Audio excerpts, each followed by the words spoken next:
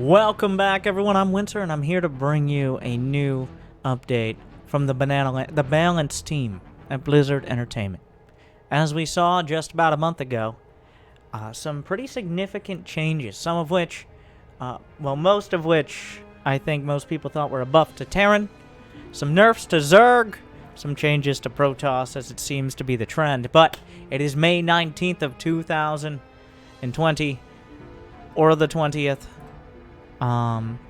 But let's go ahead and see what the changes have been made. You can go back and see the iterating process, but I think they're going to talk about it.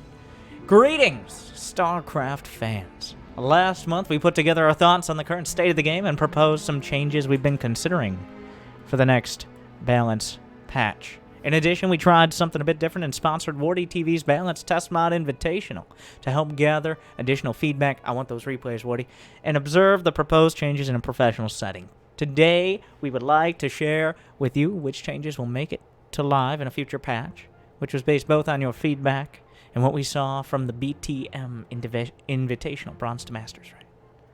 Specifically, we'll address the two major pieces of feedback we've received regarding this patch, which includes for each individual Zerg change how much ZVT would be impacted relative to the targeted matchup of ZVP.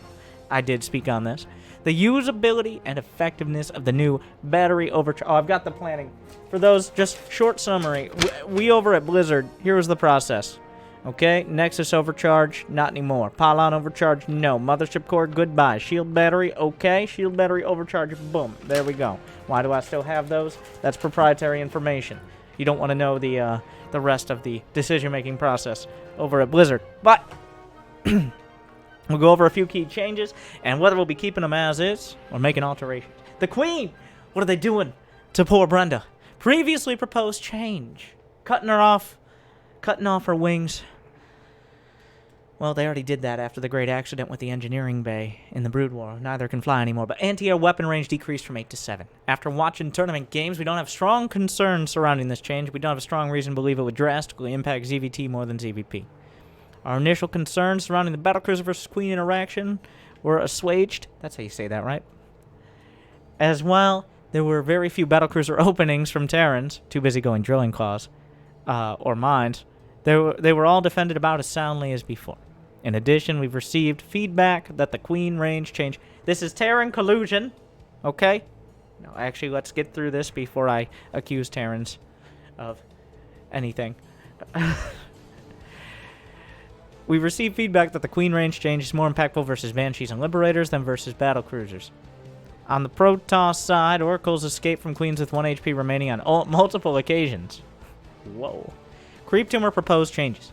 Armored attribute removed and light attribute added it. Yep. While we were initially skeptical of how this change would impact ZVT relative to Zerg versus Protoss, we feel comfortable going forward.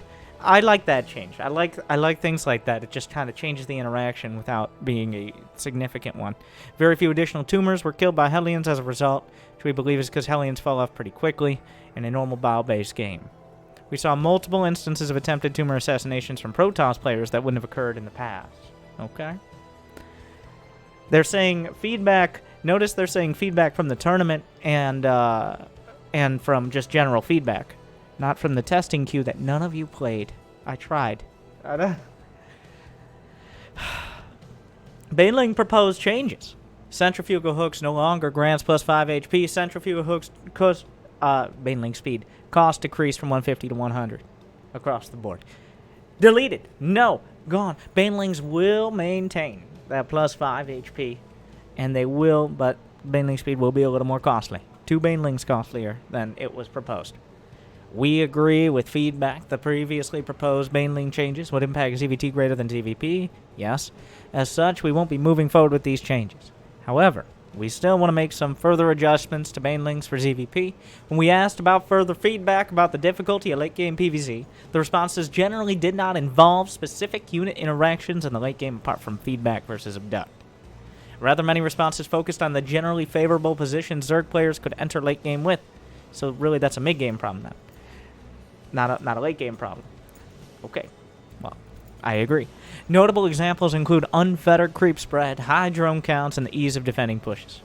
As Banelings are generally the core unit Zerg players use to defend pre-hive Protoss timings, we believe targeting the combat effectiveness of Banelings would force Zerg players to transition to late game less greedily. Okay, fair. Baneling weapon damage changed from 20 plus 15 versus light to 18 plus 17 versus light. I'm not a mathematician. Let's see if they explain exactly. This new change should impact PvZ more than TvZ, as a much greater proportion of the typical mid-game Protoss army is non-light compared to the typical mid-game Terran bio army. After this change, smaller non-light units such as Marauders, Roaches, Stalkers, and Tanks would generally take one additional hit from Banelings, while beefier units such as Thors, Archons, and Immortals will generally take more. That's fair. Okay, so that's, what, 2 less damage? That's not a significant nerf. How many? Okay. That is a much, much less of a nerf than plus 5 HP across the board. We will see. That is a much lighter hand on that. In other news for some people, Banelings have always had a bonus versus light units, like Marines and Workers and all that. Oracle's previously proposed changes. Revelation energy cost from 50 to 25. Cooldown increased from 2 to 10. I didn't know Revelation had a cooldown before the last iteration. But Revelation duration decreased from 30 to 5 seconds. The proposer are most presently surprised by how much this was utilized by almost every single Protoss, especially in PvZ. We were also surprised by the uptake in mid-game usage simply to check on opponents' armies. You were surprised? That was the entire point of it. I think surprised is used here as a figure of speech and not like, wow, they used it how exactly we envisioned it. But this is this was my favorite change from the first version, because simply it's good. It increases the amount of effort that Protoss have to put in, but when you have those active units like Oracles and you use them actively, it's a buff. But for those who are just kind of lazily slapping Revelation or trying to kill Workers and failing, then you get punished for it. So this means it's easier to use Revelations for mobile detection against things like the Widow Mines, and Creep Tumors, without punishing you as much for using it maybe at the wrong time. Like, say you use a Revelation and then a Dark Templar comes in, or something like that. So this gives Protoss more easily utilizable detection for those who don't spam the Select All Army hotkey, so you Diamond players out there are going to care more about this next change. Alright, Battery Overcharge. Previously proposed changes. New ability, Battery Overcharge. It overcharges a shield battery, increasing its shield rate and causing it to regenerate energy. It's cast from the Nexus onto a battery, and it pops off, essentially. New ability, same thing, but changed.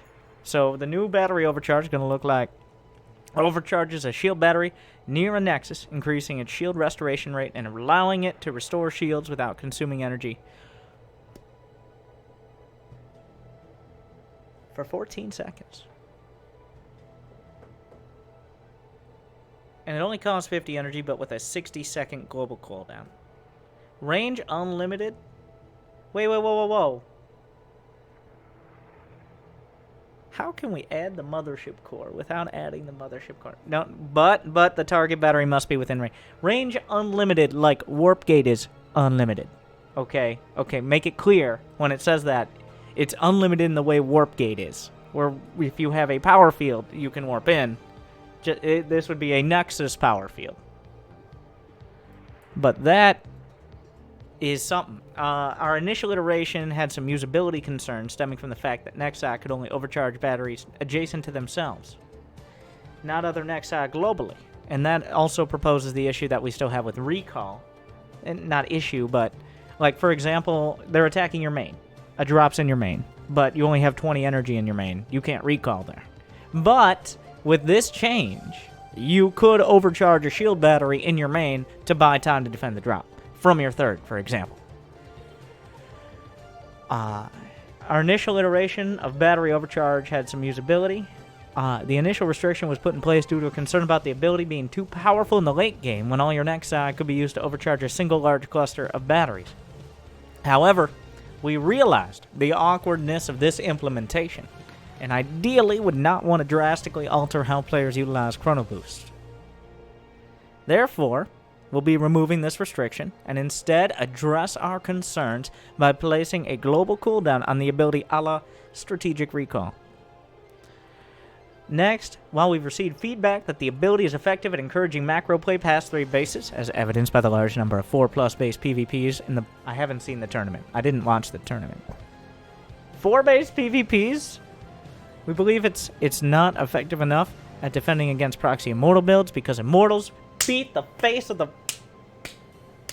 Immortal? No, wait. Shield Battery, Immortal. That's how it works. That's the problem, right? Is that what they're about to say? Would not be ready for the initial Stalker Immortal one Immortal poke at its typical timing. Additionally, we believe there's still a bit too much energy tension. I like that phrase. Energy tension, as in like you can't use you still want to use the energy for, say, Chrono Boost. And your 2 initial nexi, as we expect both Chrono Boost and Battery Overcharge usage to be key in defending Proxy Robo, while the changes described in the last paragraph partially alleviate our concerns. We'd like to go even further by reducing the energy cost of the ability, which we feel comfortable with due to the ability's newly introduced global cooldown. So you can't spam it. You get it once per minute, and then it has a downtime of 45 seconds. Finally, we'd like to address another oddity with the ability. In the previous iteration, players were encouraged to overcharge batteries with near full energy to receive the greatest benefits. We felt this could induce decision paralysis. Another great phrase. Nailing it here. Energy tension, decision paralysis. What's next? Strategic tomfoolery? That's not nearly as good. You see, that's why I'm not on the design team. On the part of the player, and promote somewhat undesirable behaviors, such as turning batteries on and off autocast. Wait, you can turn off autocast? In order to address this, we redesigned this ability to be agnostic of the current energy of the targeted battery. Either way, do you have energy? Do you not have energy? It's not important to me. Okay, you batteries with your energy, go about your lives. You plebeians. Anyways. And reduced its duration to maintain a somewhat similar power level with slightly different strengths and weaknesses. Conclusion. By the time this blog goes up, why am I saying it like that? These changes will have been updated on the Balance Test mod for players to practice on. Yeah, I'm sure that'll happen. Barring bug fixes, these will be the final changes reflected in the next Balance patch, which is currently scheduled to be released in early June after the finals of a few major tournaments. GSL. Below is the complete list of changes. First, note, nothing on the Widowmine. Widowmine, an armory will give it Permacloak, where if it's burrowed, it needs detection. But Drilling Claws gives it burrow speed. So, big buff for Widowmines in every matchup. But you won't be able to just dunk them in immediately. It just requires more detection, but that's been alleviated to an extent with, say, the Revelation change. Zerg, anti-air weapon range, slight decrease, especially for like Warp Prisms and Oracles. Baneling weapon damage adjustments, I'm not going to do math on that. Infestor, Microbial Shroud, no longer requires an upgrade. In other news, Microbial Shroud still exists, guys. It's still a thing. Creep Tumor, Armored Attribute removed. Light Attribute added. Lean and Mean Tumors. And Protoss. Next is new ability, Battery Overcharge. Batteries start popping off as long as you got energies anywhere. No matter how much energy the battery has. And also, important point, makes it invulnerable to EMP. And part of the issue with Protoss, not a major issue, but part of the issue, is that EMP can hit. I don't think people are EMPing batteries very often, but it doesn't hurt, so...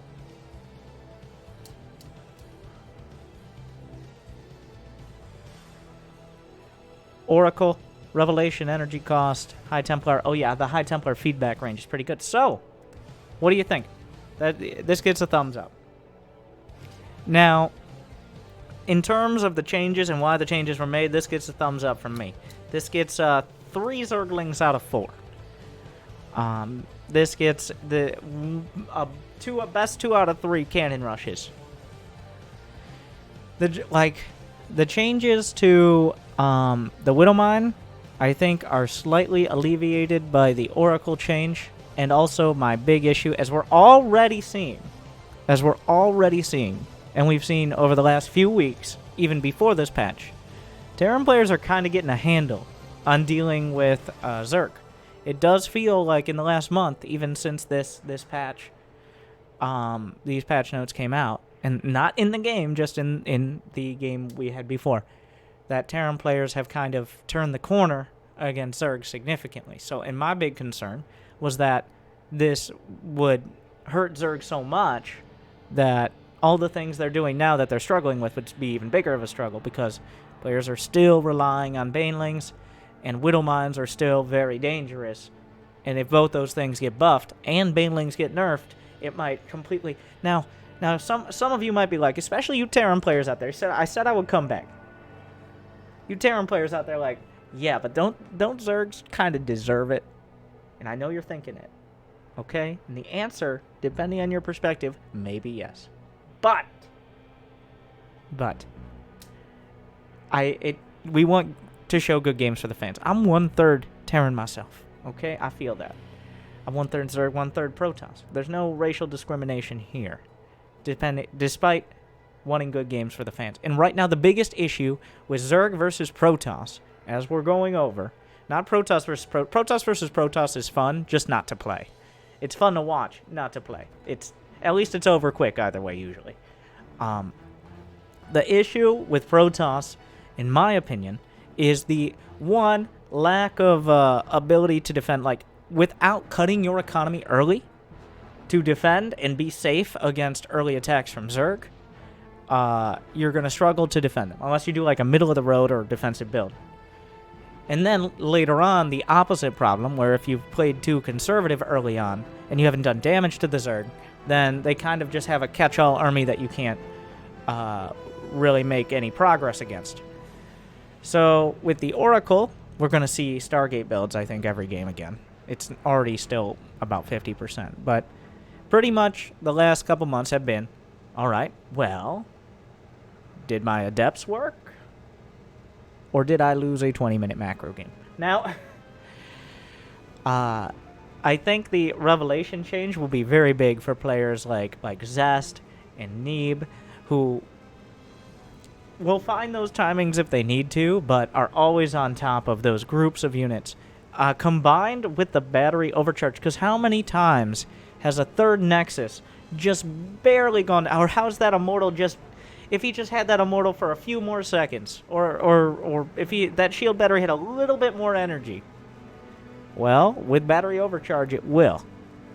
So I think that's, and I like that it's not a damaging thing. It's just a keeping your units alive. If you didn't build the right units in the first place, battery overcharge will not save you. Whereas before, if you could just overcharge the Nexus, it's like you just got a big ass cannon right here, or the pylons or whatever. So it does for like. Shield battery overcharge doesn't matter if your units just die instantly anyways, or you have none. And you don't get a benefit from Revelation if you're not active. So, it's a buff to This is now, I'm confident saying now, a buff to Protoss. Overall, across the board, how I expect it to be is Terran. We're gonna go back to the stock market. Terran, slight. Right now, Terran versus Protoss is still a little, like, up in the air. Really depends on the players. They're going to get... I've already talked, I don't really like Widowmines, to be honest. Like, I'm not... Like, as a unit to focus on, I'm not a fan of Widowmines. But it will help. It will help. And I think it stabilizes the mid-game, the early mid-game especially, because... a big struggle with putting on pressure as Terran is suddenly a bunch of charge lots show up or something against your push, which everybody does the same push. 2-base tank timing, oh my god, okay, Big Gabe, calm down. Just being able to potentially, one, snipe observers and have Widowmines with more sustainability, or 2, Protoss being encouraged to go Stargate, giving you more opportunity to get a different build together. So, Terran, I think, is going to play very similar to how they play right now. I don't think there'll be much change. Maybe a little bit quicker on the Widow Mines, a little bit less tank pushes, especially against Protoss. But otherwise, about the same. Zerg, I think we're going to see the Lurkers a little more. I feel like Lurkers are underutilized right now. That's why do I have the gameplay and the skill to back that up? No, I do not. But I feel right now players are leaning... They're not leaning on Lurkers enough. Lurkers can take it. They take finesse a little. It doesn't seem like it, but you can't just build like 6 Lurkers and be like, well, I built Lurkers, they didn't work out. We've seen that a few times. No, like 12, 14 Lurkers. Like they're building 12, 14 tanks, 12, 14 Immortals and Archons, 12, 14 Lurkers. Okay, your third of your army is Lurkers. Good. I want to see more Lurkers. That's what I'm trying to say. But we will see. And who knows how this is going to end for Protoss. I have a feeling that PvP is still going to be a clusterfuck. But hopefully a more entertaining one, especially since players will be encouraged to open Stargate more often. Hopefully that doesn't devolve into Phoenix Wars like it used to. Like when people used to open Stargate like every game. Well, then we had Phoenix Wars where essentially you figure out how quick you can right-click in exactly the same spot so they can't target fire, and then the Phoenixes just kind of go at each other until someone dies 20 seconds later. That was the meta for some months. But I'm coming around. I like this change. I like this a lot compared to the last one and the idea of it. The last one, it felt very clunky. I will agree. And this is a good way to make it less clunky and more reliable, which without, I think, like, you could still kill the shield battery, okay? Like, this counter still exists. It's like, well, how am I going to do that? Kill the battery. They built their battery in a bad spot. Corrosive bile. Siege tanks. They built it too far back. It's not part of it anyways. It doesn't extend the range. It just, if they have a well-placed battery, then they have a little more ability to defend key bases. So this is, I'm sure SOS and Florencio and Party are going to find creative ways to make this look broken. But they've been doing that for, like, Party has made that his career for a decade, so. Unfortunately, well, this has been, now just to summarize, this has been since the beginning of StarCraft 2 almost. Protoss getting the, I don't know if it's the short end of the stick, or at least the weird new stick that everybody has to learn how to use. That's more like it. Where every year or two, you kind of have to redesign every strategy and build around what kind of new mechanics we're using. Whereas, let's be honest here, like the other, has Zerg or Terran gone through like a, well, now we have to do things. Terrans have been using 111s from the Day 9 build order guide in the beta, potentially. Just adjusted up with a few more workers, and still probably can get to Diamond with that. Whereas, if you tried to use one of those beta build guides from Wings of Liberty, you would be, well, you would lose and be lost simultaneously. Summary, I approve, okay? Is anyone going to use Microbial Shroud? Is there a non-zero chance at some point Blizzard will under the table pay Serral to use Microbial Shroud in a major tournament? I didn't say anything. But I look forward to seeing... This is a much less sarcasm than the last one. I like this. It's a good idea. Protoss needs something. I wish we would look at something that's not Widow Mines, but in terms of balance as opposed to design, I approve. It makes sense. And we'll see how it shakes out. What are your thoughts? Like, subscribe, ring the bell. Be like, Winter, I like listening to Loco read the patch notes better than you. It's like, well, too late. You made it this far. So, thank you for watching. Good luck, and have fun. Maybe actually play the balance test mod. Okay, I go too far. I'm sorry. Thank you.